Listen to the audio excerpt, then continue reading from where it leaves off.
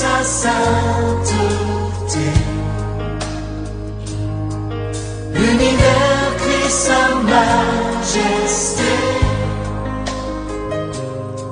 Chantons gloire et puissance, force et louange à l'agneau immolé. Bonjour frères et sœurs, merci d'être venus au culte de ce matin. Nous bénissons le Seigneur qui a veillé sur nous tout au long de la semaine et surtout pour la parole qu'il nous a réservée. Nous allons prier pour lui présenter le message de ce matin. Seigneur, nous te rendons grâce pour le culte de ce matin. Nous te rendons grâce pour ta parole. Béni soit ton nom, Seigneur, toi qui as veillé sur nous tout au long de la semaine. Tu as été fidèle. Nous avons vu ta main nous accompagner en toutes choses. Maintenant que tu nous as donné cette occasion de t'offrir notre adoration, nous te remercions, Seigneur, parce que nous sommes arrivés au moment de l'écoute de ta parole. Nous croyons que tu as une parole à nous donner. Tu as quelque chose de spécifique à accomplir ce matin dans chacune de nos vies, dans la vie de quelqu'un. Seigneur, c'est pourquoi je prie que le Saint-Esprit nous dispose à recevoir avec foi ce que tu nous as réservé. Béni soit ton nom, Seigneur, au nom de Christ Jésus. Amen. Ce matin, nous allons prendre nos Bibles dans l'évangile de Luc au chapitre 8 et nous lirons les 4 premiers versets. Ensuite, Jésus allait de ville en ville et de village en village, prêchant et annonçant la bonne nouvelle du royaume de Dieu. Les 12 étaient avec lui. Et quelques femmes qui avaient été guéries d'esprits malins et de maladies. Marie dite de Magdala, de laquelle étaient sortis 7 démons. Jeanne, femme de Chuza, intendant de Rhodes, Suzanne et plusieurs autres qui l'assistaient de leurs biens. Une grande foule s'étant assemblée et des gens étant venus de diverses villes auprès de lui, lui dit cette parabole. Ce matin, nous aurons pour thème loi de la réussite du royaume de Dieu. Nous allons examiner quelques lois de la réussite. La réussite dans le royaume de Dieu. Quand nous voulons réussir, est-ce que Dieu, dans la parole, a placé des principes bibliques que nous pouvons utiliser dans ce monde présent et expérimenter le succès et la réussite? C'est ce qui va faire donc l'objet de notre méditation de ce matin, parce que en effet la réussite obéit à plusieurs principes. Et ce matin donc nous allons examiner 2 principes qui vont vraiment nous servir. Et je suis sûr qu'après cet enseignement, tu vas vivre une nouvelle expérience.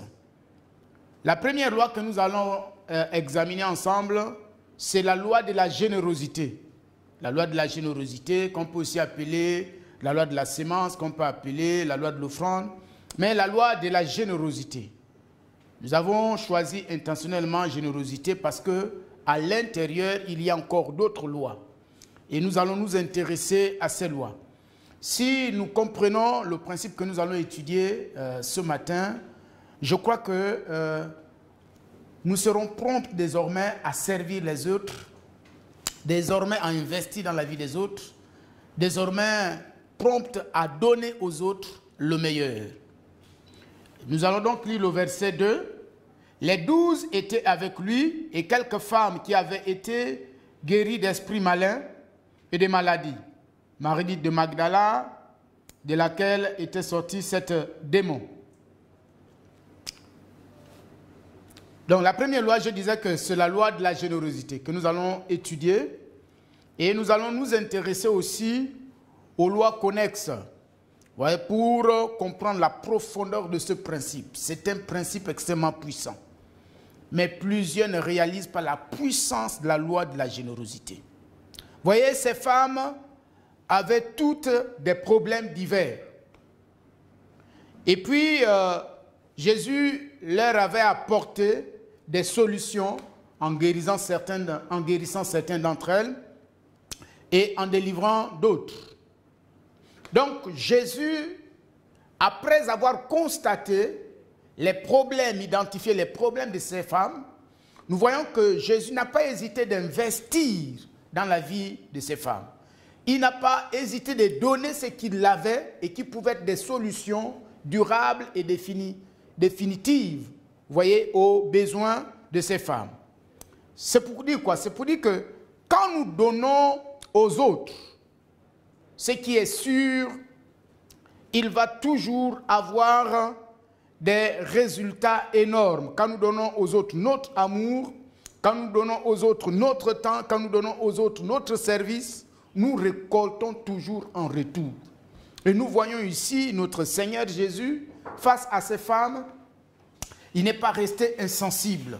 Il a donné ce qu'il avait, Et ces femmes se sont réjouies, elles ont retrouvé leur espoir. Donc nous récoltons toujours ce que nous sémons.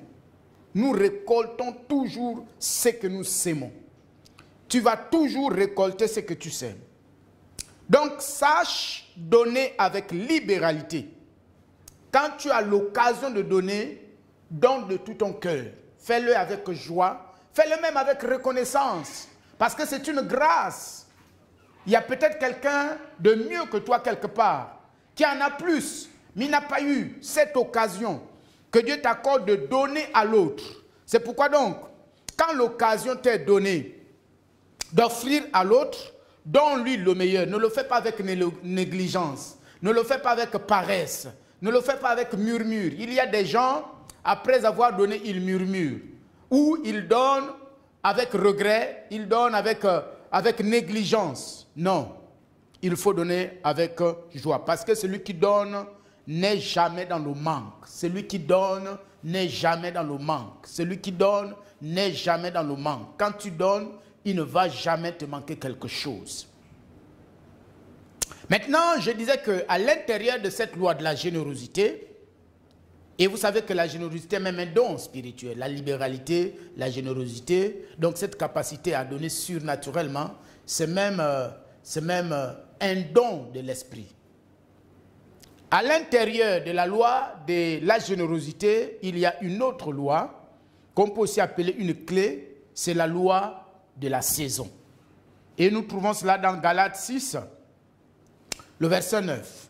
Ne nous lassons pas de faire du bien, car nous moissonnerons au temps convenable, si nous ne nous relâchons pas.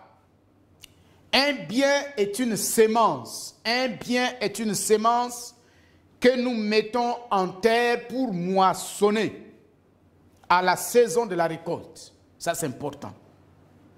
Un bien est une sémence que tu mets en terre pour moissonner à la saison de la récolte. Donc, ça veut dire quoi? Ça veut dire qu'il y a une saison pour s'aimer et une autre pour récolter.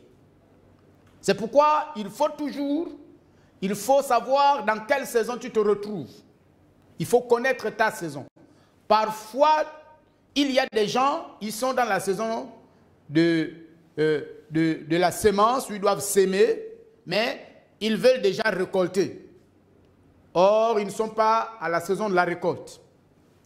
Mais ce qui est important de retenir ce matin, c'est qu'il y a une saison pour s'aimer, pour ensemencer, et une autre pour récolter. Alors, donc, ça veut dire quoi? Ça veut dire que si tu as compris ça, si tu n'as pas encore récolté ce que tu as sémé, tu n'as pas à te plaindre. Tu n'as pas à te décourager. Tu n'as pas à te morfondre.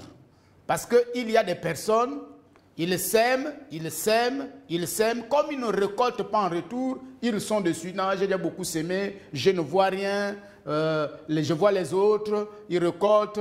Non, ça veut dire que tu es encore dans la saison de l'ensemencement. Continue à s'aimer. Il faut que ta graine, ta semence tombe en terre, qu'elle meure, et qu'il y ait éclosion, ainsi de suite, jusqu'à sa croissance et jusqu'à la récolte. Donc, si tu n'as pas encore récolté ce que tu as sémé, ne te plains pas. La saison de la récolte arrive. C'est pourquoi continue à s'aimer et sème davantage. Vous savez, actuellement, nous sommes en saison sèche. Qu'est-ce que nos parents sont en train de faire? Ben, chacun a trouvé une partie de terre pour débrousser ses champs parce que à partir de septembre, ils doivent ensemencer, ils doivent s'aimer.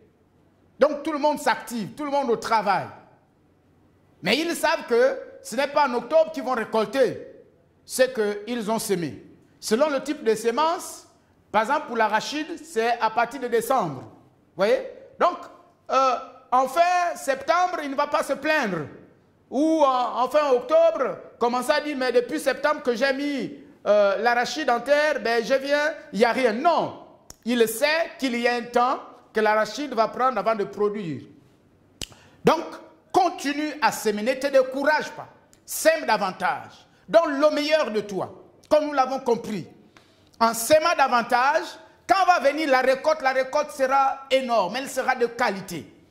Et tu vas remplir des paniers, des paniers. Vous savez, si vous allez dans les villages, en période, par exemple, la récolte des courges ou des concombres, vous voyez, les mamans font des paniers, des paniers, des paniers, des paniers. C'est la même chose hein, en saison d'arachide. Hein, il y a des paniers qui sont récoltés. Donc tu vas forcément récolter. C'est une loi. Nous sommes là dans les lois universelles. C'est des lois universelles. Ces lois-là, même le païen qui n'a pas Jésus dans sa vie, quand il les a comprises, lorsqu'il les met en valeur, lorsqu'il les met en musique, lui aussi, il vit la même bénédiction. Donc ce n'est pas des lois qui sont propres à nous qui sommes enfants de Dieu. Quand vous avez compris ces lois, ce sont ces lois qui font fonctionner le monde. Ce sont ces lois qui font développer le monde. Ce sont ces lois qui créent l'harmonie dans le monde. Quand vous ne les avez pas comprises, ce n'est pas évident que vous allez réussir. Surtout la loi de la générosité. Surtout la loi de la générosité. Quand tu ne l'as pas comprise, ce n'est pas évident que tu réussiras. Oui. Donc la loi de la saison. Il faut, vous voyez le passage, c'est que le passage nous dit que car nous moissonnerons au temps convenable. Le temps convenable ici, en grec, le mot c'est kairos. C'est ce qu'on appelle le temps convenable, le temps opportun. Le temps fixé. Il y a un temps qui est fixé pour récolter. Pendant que tu sèmes, il y a un temps qui est fixé pour récolter. Et je déclare au nom puissant de Christ Jésus que cette année, tu récolteras ce que tu as semé depuis des années. Tu vas rentrer dans ta saison de la récolte au nom puissant de Christ Jésus. Et toi qui es encore dans ta saison d'ensemencement, je te dis, ne te décourage pas. Fais-le avec zèle, fais-le avec passion, sème et sème davantage. Cerne et saisis toutes les occasions, toutes les terres qui se présentent à toi. Pose une semence de vie, pose une semence de bien, pose une semence de joie, pose une semence d'amour, pose une semence de réconciliation, pose une semence de paix. Voilà. Au moment venu, tu récolteras. Et tu récolteras abondamment. La deuxième loi que nous trouvons dans la loi de la générosité, à l'intérieur, il y a une autre loi, c'est la loi de l'espèce. Et nous trouvons cela au verset 8 du chapitre 6 de Galates. Celui qui sème pour sa chair moissonnera de la chair la corruption, mais celui qui sème pour l'esprit moissonnera de l'esprit la vie éternelle.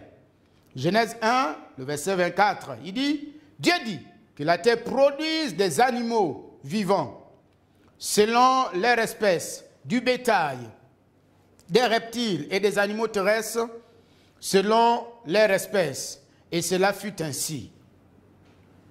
Ah, ça c'est vraiment important. on n'a pas bien compris, je disais, cette loi. Il y a beaucoup qui n'ont pas compris comment elle fonctionne. Parfois, nous cherchons ce que nous n'avons pas semé. Nous voulons récolter ce que nous n'avons pas semé. Et parfois, nous sémons des graines de mauvaise qualité. Et lorsque nous récoltons, on se plaint. Par exemple, quelqu'un qui va au travail, quand il sème la négligence et on le licencie, il dit « les gens sont contre moi ». Or, il oublie que le licenciement n'est autre que le fruit produit par la négligence, par la paresse. Il ne savait pas qu'en étant négligent, en étant paresseux, en manquant de sérieux au travail, que c'était des semences qu'il était en train de mettre en terre. Maintenant, il est arrivé à la saison de la récolte. Il récolte quoi? Il récolte les blâmes. Il récolte quoi? Il récolte les avertissements. Il récolte quoi? À l'extrême, il récolte donc le licenciement. Ce n'est pas le patron. Ce n'est pas parce que le patron est méchant. Ce n'est pas parce qu'il y a quelqu'un qui est contre lui, mais simplement il n'a pas compris la loi de la générosité. Comment fonctionne la loi de la générosité? Et la loi de l'espèce. La loi de l'espèce, il n'a pas compris la loi de l'espèce. Donc, nous ne récoltons que le type de semaille que nous avons sémé. Oui, c'est la loi de l'espèce. C'est la loi de l'essence. C'est la loi du genre. Celui qui sème l'arachide récolte l'arachide. Celui qui sème le manioc récolte le manioc. Si tu sèmes la colère, la méchanceté, non. Ne t'attends pas à récolter l'amour. Pourquoi? Parce que nous ne récoltons que le type de sémence que nous avons ensémencé. Donc, celui qui veut être aimé doit d'abord s'aimer l'amour. Ne réclame pas d'abord l'amour. Si tu veux être aimé, commence à aimer. Sème l'amour dans la vie des autres. Oui, montre-leur qu'ils ont de la valeur. Montre-leur qu'ils sont importants pour toi. Aime-les tels qu'ils sont. En retour, tu récolteras aussi l'amour. Il y a des hommes, ils réclament de leur femme l'amour. Non, ne réclame pas l'amour. Mais sème l'amour et tu récolteras l'amour de la part de ta femme. Il y a des femmes qui réclament l'amour à l'égard de leurs époux. Non, ne réclame pas d'abord. Toi, donne l'amour. Quand tu donneras l'amour, tu récolteras forcément l'amour. Le contraire n'est pas possible. N'est pas possible. Donc, celui qui veut être aimé doit s'aimer l'amour. Celui qui veut être guéri du manque de finances doit s'aimer les finances. Si tu ne sèmes pas tes finances, mais tu ne récolteras pas les finances. Donc, à chaque fois que l'occasion t'est donnée de s'aimer tes finances, sème-les. Aide quelqu'un qui est dans le besoin. Si tu as la possibilité de le faire, tu es en train de s'aimer tes finances. Voilà. Si tu as l'église, apporte ton offrande. Mais il ne faut pas donner 100 francs. Il ne faut pas donner 10 francs. Donne une offrande sérieuse.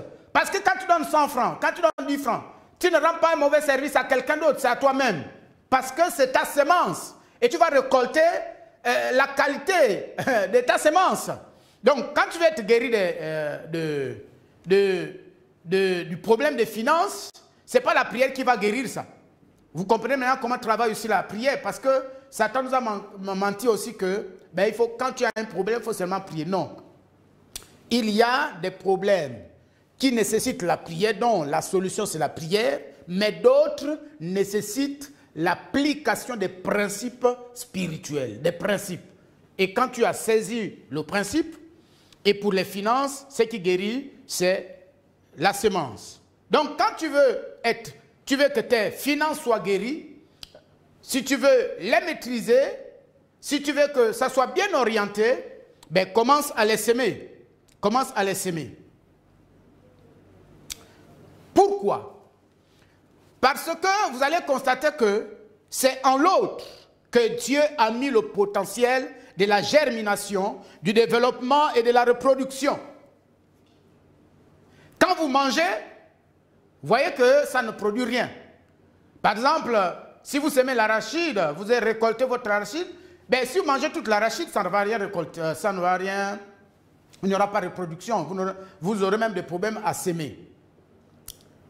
Mais si vous vous épargnez cet arachide pour la saison prochaine, ben, vous aurez de la sémence pour s'aimer. C'est pourquoi il faut comprendre que dans cette loi de l'espèce, c'est en l'autre que Dieu a mis le potentiel de la germination. C'est pourquoi l'arachide, pour que ça se multiplie, ça se reproduise, le propriétaire ne mange pas. Le cultivateur ne mange pas. Il va donner son arachide à la terre. Et donc la terre va favoriser donc l'éclosion de l'arachide, la germination, le développement, la reproduction et la multiplication. Mais ce n'est pas le propriétaire de l'arachide qui libère ça. C'est la terre, c'est parce qu'il a donné à la terre. Et la terre va libérer ça. Vous voyez? Et la terre va libérer ce principe. Donc, quand nous ne semons pas, nous empêchons à notre sémence de déclencher ce processus. On se rend soi-même un mauvais service. Mais quand tu sèmes, ben, tu libères la germination de ta sémence, le développement de ta sémence, la reproduction et la multiplication de ta sémence. C'est pourquoi vous allez voir tout à l'heure, dans la loi de la qualité, ça c'est l'autre principe que nous trouvons dans la grande loi que nous avons appelée la générosité, nous trouvons un autre principe qui est rattaché à ça, c'est la loi de la qualité. La loi de la qualité. La loi de la qualité. Ça veut dire quoi? Ça veut dire que une semence de mauvaise qualité meurt sans se reproduire. Si une graine d'arachide est de mauvaise qualité, que vous la mettiez en terre, même si la terre est fertile, ce qui est évident, c'est que ça ne va pas se reproduire. Elle va mourir, elle ne va rien donner.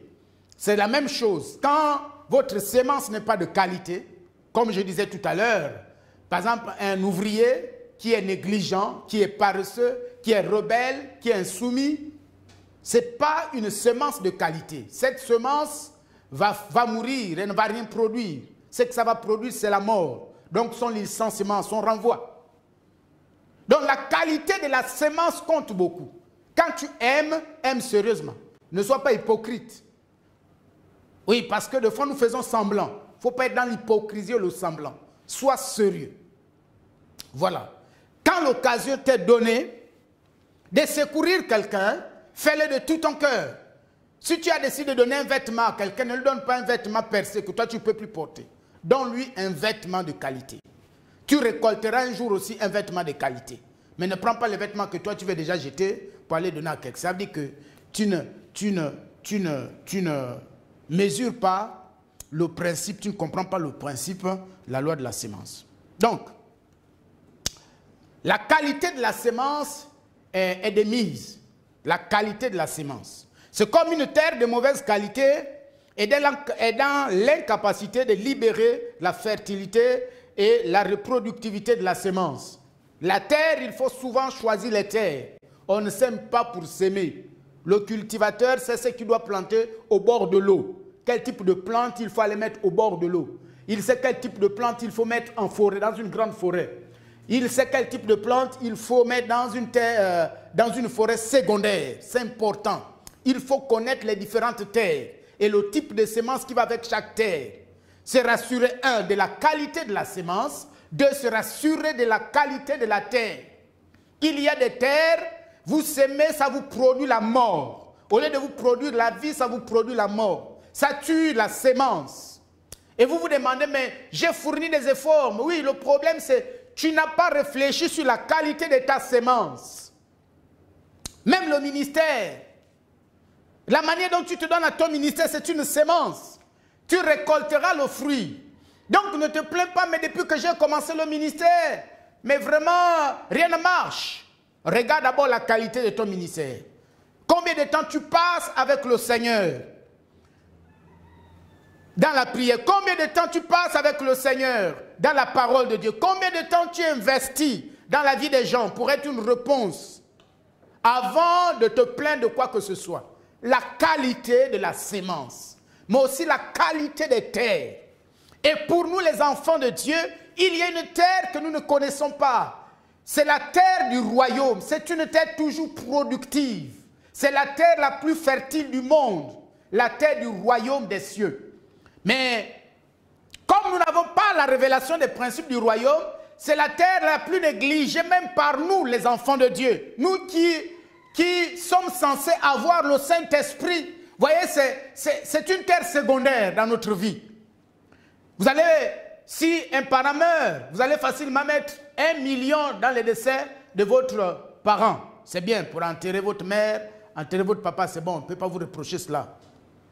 Mais, s'il y a un projet du royaume, peut-être une évangélisation dans une ville, peut-être on veut bâtir une œuvre, comme je suis en train de bâtir la maison de prière pour les nations. Mais tu vas amener 100 francs. Mais tu oublies que c'est une occasion, c'est une terre favorable. Quand tu sèmes sur cette terre, ça va toujours produire au centuple. Dans ta génération et de génération en génération. Tes enfants mangeront le fruit, la récolte. Pourquoi? Parce que tu as répondu aux besoins de Dieu, aux besoins des nations, aux besoins du salut de la terre. Et Dieu ne peut jamais rester sensible, lui qui est l'auteur des terres. Ou dans votre église, il y a certainement des projets dans l'église, les ministères des hommes de Dieu. Voilà des terres favorables. L'évangélisation des nations. Voilà des terres favorables. C'est des terres très fertiles. Les âmes perdues. Voilà, il y a des gens autour de nous qui souffrent, qui n'ont rien à manger, qui vivent dans la pauvreté. Soutenez ces personnes. Parfois, c'est un voisin qui est là, tu manges bien, mais lui n'a rien à manger. Tu dis, ah, que Dieu te bénisse. Non, apporte le sac de riz. Le fait que tu aies réjoui son cœur, tu as réjoui le cœur de Dieu. C'est une sémence, c'est des terres favorables. C'est des terres favorables. Il y a les enfants qui n'ont pas la possibilité d'aller à l'école. Peut-être tu as les moyens. Adopte cet enfant, même si tu ne le connais pas. Adopte-le. Envoie-le à l'école. Même si lui, il ne te récompense pas. Oh, la vie te récompensera. Et elle te récompensera au-delà de toute mesure. Parce que c'est des terres favorables. Il y a des veuves qui n'ont plus de mari, qui ont des enfants. Parfois, tu dors dans des endroits vraiment piteux. Mais si tu as les moyens, construis une maison, même si ce n'est pas ton parent. C'est une sémence. Une sémence que tu déposes dans une terre fertile. Il y a des terres qui produisent toujours et qui produisent de façon abondante. Mais que nous exploitons le moins. Que nous exploitons le moins. Bientôt la rentrée scolaire. Tu peux décider, même si l'église ne donne pas d'annonce. Mais va acheter les fournitures. Après avoir acheté les fournitures de tes enfants, peut-être que le Saint-Esprit a béni un peu le fruit de tes mains. Achète les fournitures. Partage ça aux enfants de ton église, même aux enfants de ton quartier. C'est une grande sémence. Ça, c'est des terres fertiles. Donc, la loi de la sémence, donc de la générosité, vous voyez qu'elle obéit aussi au principe de la qualité de la sémence, mais de la qualité de la terre. La sémence peut être de bonne qualité et la terre de mauvaise qualité. Comme la terre peut être de bonne qualité et la sémence de mauvaise qualité. C'est pourquoi il faut qu'il y ait équilibre. Il faut qu'il y ait équilibre. Il faut toujours se rassurer de la qualité de la sémence et de la qualité de la terre. Donc la reproduction est la combinaison de trois choses. Quand vous voulez que votre sémence produise abondamment, quand vous voulez que votre sémence produise au-delà de toute mesure, il faut considérer trois choses, la combinaison de trois choses. La première chose, c'est la saison, le bon moment, le temps favorable, le temps convenable. La deuxième chose, c'est la qualité de la sémence, une sémence de bonne qualité. Et la troisième chose, une terre de bonne qualité, une terre fertile. La combinaison de ces trois choses vont libérer la reproductivité et la multiplication.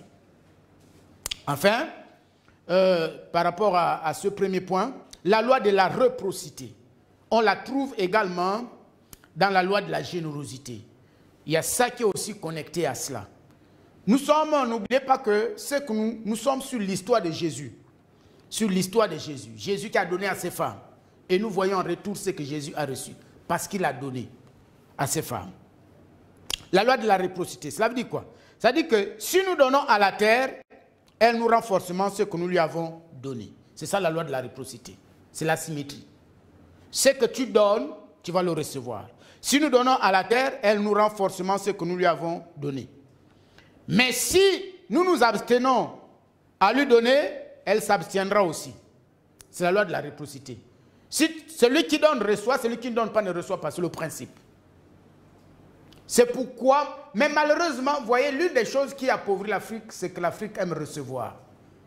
L'Afrique ne cherche pas les occasions de donner.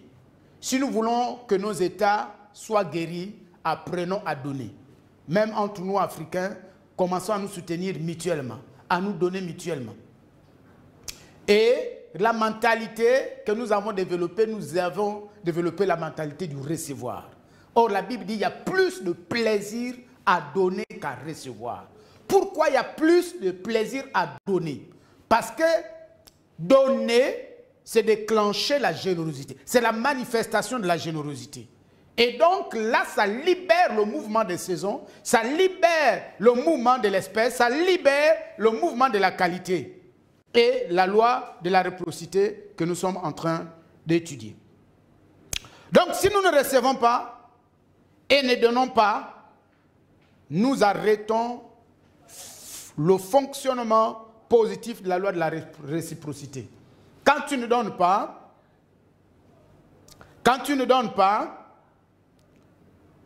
tu arrêtes l'action de la réciprocité. C'est des lois en fait, ces lois travaillent. Elles ne dépendent pas de nous. Mais c'est nous qui devons faire qu'elles travaillent en notre faveur. Vous voyez? Nous sommes en train de voir comment faire travailler ces lois en notre faveur. Parce que ces lois travaillent. Elles sont indépendantes. Elles ne dépendent pas de nous. Maintenant, nous, notre rôle est de faire en sorte qu'elles travaillent en notre faveur, en notre profit. Voilà. Donc, la terre nous restitue notre sémence, toujours transformée. Quand tu donnes à la terre va te rendre ta sémence transformée, multipliée avec le potentiel de la reproduction et de la multiplication. C'est ça le phénomène.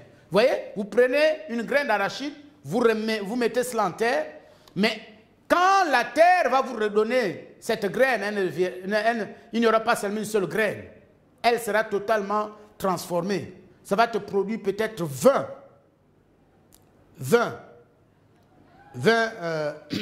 autres graines, mais totalement transformées parce qu'on va trouver en ces graines le potentiel de leur reproduction et le potentiel de leur multiplication. Donc, vous voyez, la terre nous restitue notre sémence toujours transformée, multipliée avec le potentiel de la reproduction et de la multiplication. En fait, nous déclenchons le cycle de la multiplication. Nous déclenchons le cycle de la multiplication. La loi de la générosité déclenche le cycle de la multiplication dans notre vie. Nous ne fonctionnons plus sur le principe de l'addition, mais sur le principe de la multiplication. Ce que nous avons se multiplie. Même Jésus, pour nous sauver, il est devenu une graine, le grain de blé. Il dit, si le grain de blé ne tombe en terre, il ne peut porter du fruit. Il a fallu qu'il devienne une graine qui est allée à la croix, donc il est mort. Et quand il est ressuscité, nous sommes le résultat, le fruit de cette graine qu'il a donnée au monde. Alors, et qu'est-ce qui s'est passé? La dernière chose que nous voyons, le dernier principe, c'est la loi de la reconnaissance. Au verset 3, on dit Marie, dite de Magdala, de laquelle étaient sortis 7 démons, Jeanne, femme de Chouza, intendant de Rhodes, Suzanne et plusieurs autres qui l'assistaient de leurs biens. Nous sommes toujours dans notre passage de Luc 8, le verset 3. Vous voyez, ces femmes-là, on dit qu'elles assistaient Jésus de leurs biens. Jésus a manifesté dans leur vie la loi de la générosité en leur donnant la guérison, en leur donnant la délivrance, en retour, elles ont exprimé leur gratitude à Jésus. En faisant quoi? En faisant quoi? En lui apportant leur assistance. Ces femmes se sont engagées à soutenir le ministère de Jésus. À soutenir le ministère de Jésus. Donc les femmes qui ont bénéficié du ministère de Jésus ont mis à sa disposition tous leurs biens. Vous voyez, la reconnaissance nous garde dans la grâce. La reconnaissance nous garde dans la grâce. La reconnaissance nous garde dans la grâce. Et vous allez voir combien de fois Marie, quand vous étudiez Marie, c'est extraordinaire, la vie de Marie, vous allez voir que c'est la femme qui a le plus bénéficié de l'intimité avec Jésus. C'est la seule qui était, elle n'était pas seule avec les autres, elle était au pied de la croix lors de la crucifixion du Seigneur. On la retrouve encore au tombeau et elle fut la première à voir Jésus ressuscité et elle fut également la première à prêcher l'évangile de la résurrection. Pourquoi? Parce qu'après qu'elle ait bénéficié de la délivrance de la part du Seigneur, elle ne s'est pas contentée de cette délivrance, elle a donné sa vie à Jésus. Elle a exprimé sa reconnaissance à Jésus en mettant à sa disposition tous ses biens. Et en retour, nous voyons combien de fois la bénédiction a accompagné cette femme, au point que, comme nous l'avons vu la semaine dernière, Jésus va dire que partout où cette bonne nouvelle sera prêchée, on parlera de cette femme. Aujourd'hui encore, je viens d'accomplir cette prophétie du Seigneur. Donc, comme conclusion, appliques-tu quotidiennement les lois de la générosité et de la reconnaissance? Est-ce que ces deux lois sont en place dans ta vie? Est-ce que tu es généreux? Est-ce que la générosité est ton style de vie? Est-ce que la libéralité est ton style de vie? Sache que lorsque tu n'appliques pas la générosité dans ta vie, tu arrêtes toi-même ton cycle. Tu arrêtes toi-même ton cycle. Tu arrêtes toi-même ton cycle de grâce et ton cycle de bénédiction. Donc, appliques-tu quotidiennement les lois de la générosité et de la reconnaissance? Est-ce que ces lois sont devenues ton style de vie? Ce matin, peux-tu t'engager avec le Saint-Esprit à les mettre en œuvre dans ta vie afin que la réussite se transforme en expérience? Alors, donc frères et sœurs, ce matin, il était juste question d'étudier ces deux lois. La loi de la générosité est celle qui s'attache à elle. Donc, à la générosité s'attache la loi des saisons. À la générosité s'attache la loi de l'espèce. À la générosité s'attache la loi de la qualité. À la générosité s'attache la loi de la réciprocité. Et enfin, la reconnaissance. Lorsque nous avons compris ces principes, ce qui est évident, c'est que par la grâce de Dieu, tu marcheras dans le succès avec Dieu, tu marcheras dans la réussite avec le Seigneur et dans ce siècle présent. Maintenant, je vais prier pour toi. Seigneur, notre Père et notre Dieu, tu as certainement parlé à quelqu'un ce matin. Seigneur, je prie au nom de Jésus que tu ouvres l'intelligence d'un homme, que tu ouvres l'intelligence d'une femme, afin qu'ils saisissent par le Saint-Esprit, qu'ils comprennent par le Saint-Esprit. Seigneur, notre Père et notre Dieu, qui se regarde en lui-même, au nom de Christ Jésus, au nom de Christ Jésus. Oui, Seigneur, merci parce que tu viens de donner cette loi à une sœur. Tu viens de donner cette loi à une sœur. Tu viens de donner cette loi à une sœur, à un frère ce matin. Et je suis sûr que celui qui sera obéissant, Seigneur, oh, béni soit le Seigneur, parce que ce que tu as décidé de faire dans sa vie, tu le feras au nom de Christ Jésus. Marche par la générosité, marche par la reconnaissance, et tu connaîtras toujours le succès au nom de Christ Jésus. Amen. Merci.